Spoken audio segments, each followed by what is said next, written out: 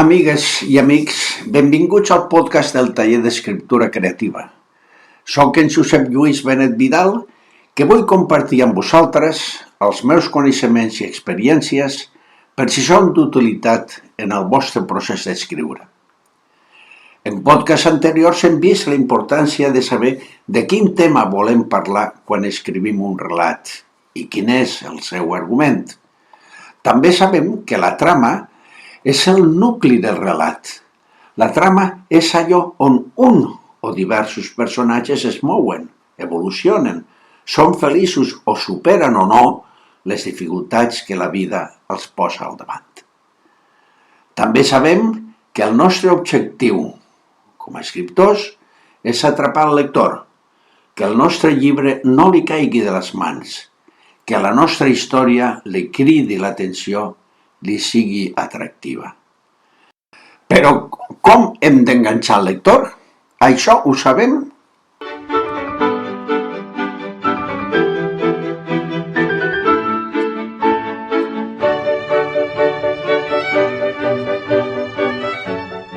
T'ha passat alguna vegada que, llegint la primera frase d'un relat, se t'han obert molt els ulls i ja no els has pogut tancar?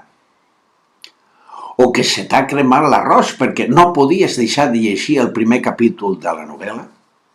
Això hauria de passar sempre.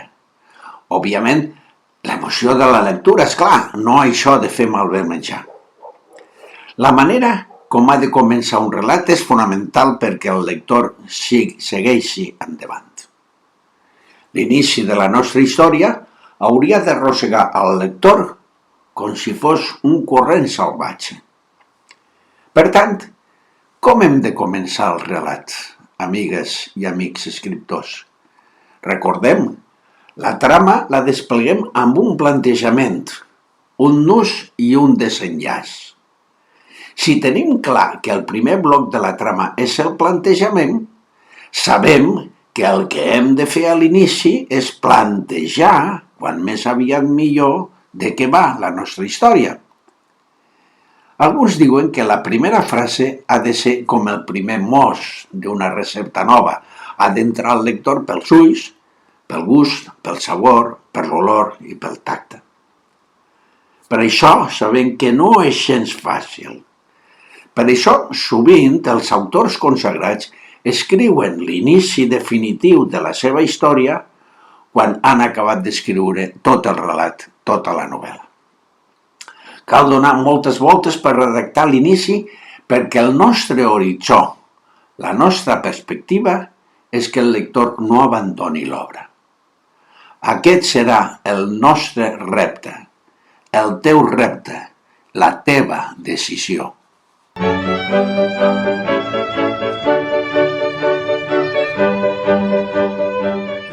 M'han arribat uns relats perquè els doni la meva opinió.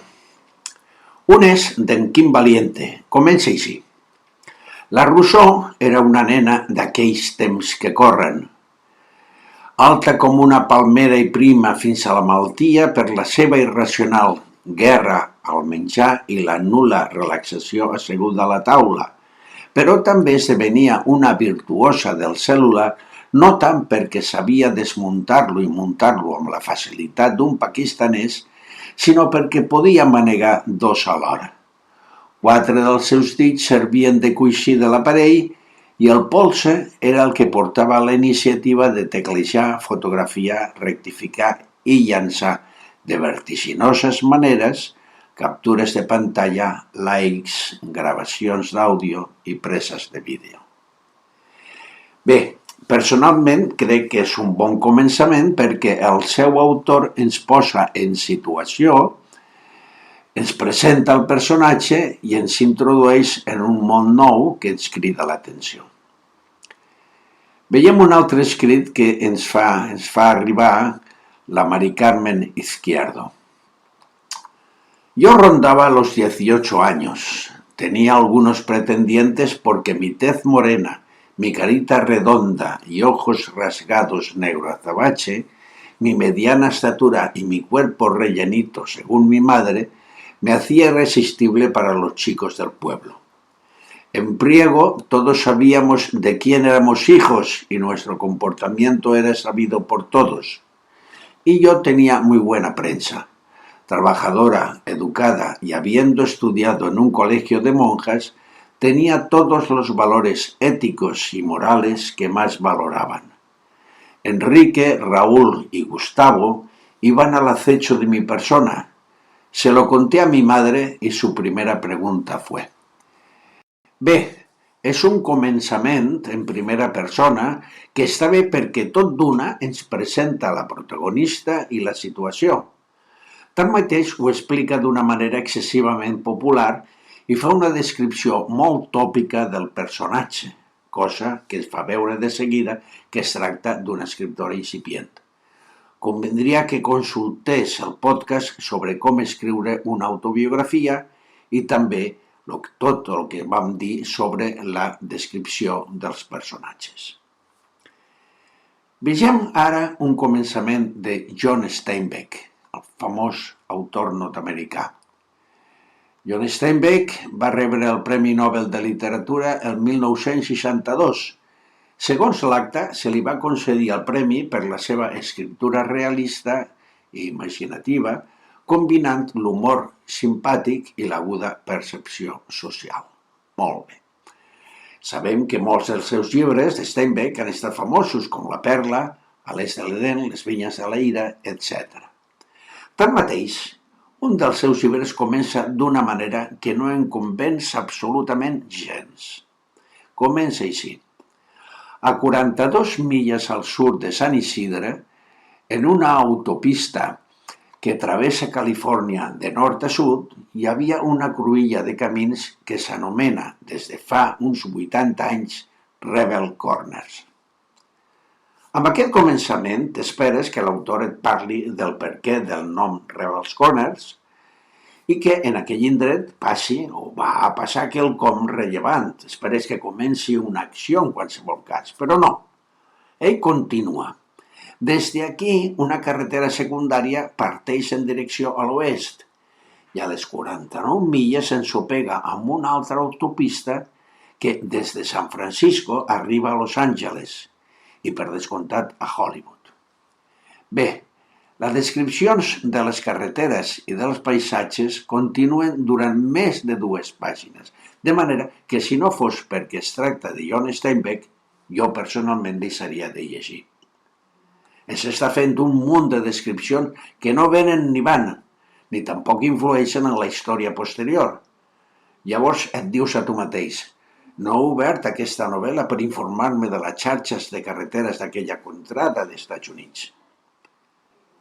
Veiem ara com l'escriptor de La Catalunya Nord, en Joan Daniel Betsonov, comença el seu llibre La melancolia dels oficials, una de les seves obres que ens situa en el temps quan França lluitava per conservar la seva província algeriana. Diu així: una nit vaig somiar que anava a l'infern.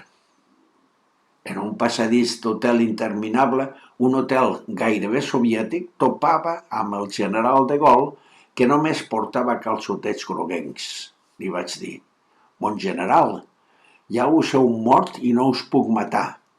Ens sap molt de greu. Vos sou el pitjor canalla de tota la història de França, el papa dels mentiders, l'emperador dels perjurs. El somni en què comença la narració d'en Betsov ens situa clarament en el vell mig de la novel·la i intuïm tot d'una que ens parla d'un oficial melancòlic, com diu el títol de relat.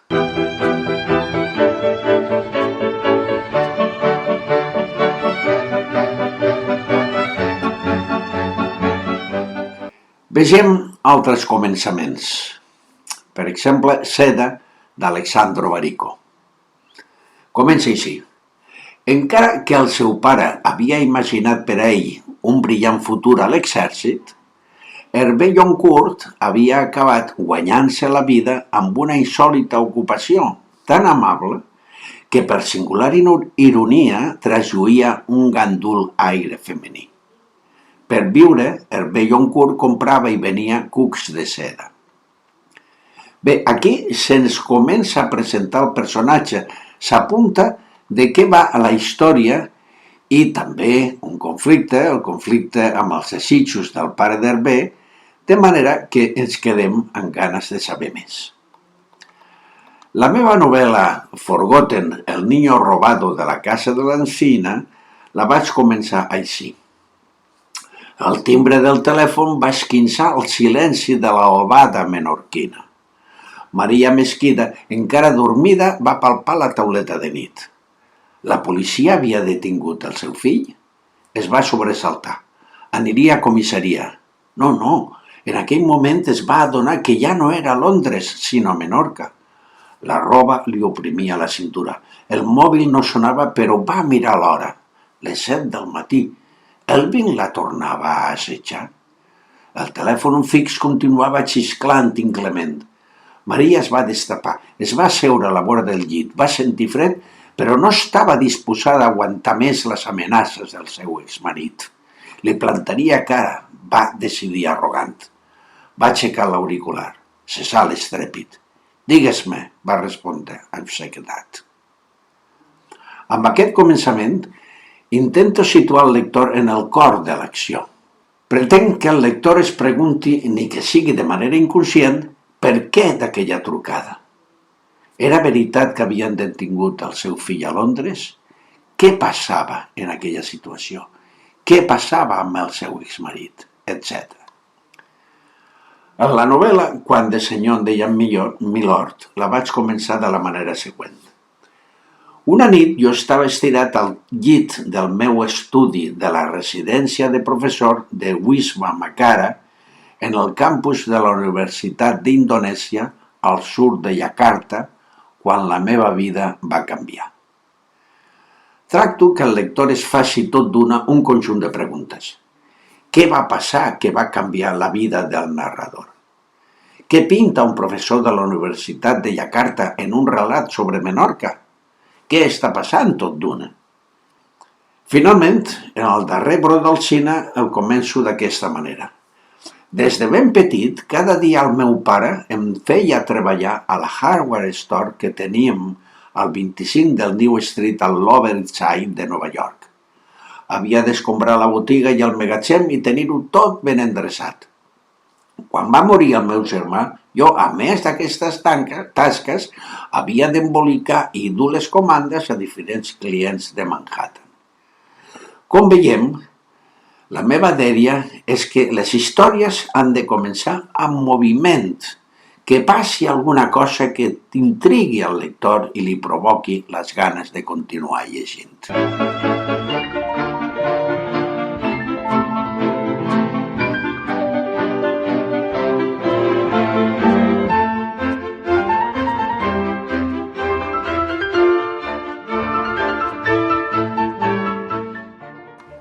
Per tant, t'aconsello que al començament del teu relat plantegi quelcom que provoqui al lector les ganes de continuar llegint. Quelcom que sigui original, que sigui diferent, que sigui potent, a ser possible. A més, des de l'inici de la història, el lector ha de tenir clar qui és el personatge principal i quin és el problema a què s'enfronta. Hem de fugir del perill de deixar-nos portar a l'inici per descripcions gratuïtes, és a dir, descripcions del temps, de l'entorn, del paisatge, que no tenen ni tindran incidència en la trama de la novel·la ni en l'evolució del personatge. Has de fugir d'aquest conjunt de continguts que per a tu poden ser molt importants i entranyables, però que per al lector són banals. No perdis la teva meta, que és atrapar el lector des de la primera línia. Aquesta ha de ser sempre la teva perspectiva. Bé, si seguiu aquest podcast del taller d'escriptura creativa, us aniré donant recomanacions i reflexions per millorar la vostra escriptura. Em podeu enviar els vostres treballs, dubtes o qüestions que les anirem contestant en benefici de tots els oients. Ho podeu enviar al correu talleredicones@gmail.com. Bona escriptura!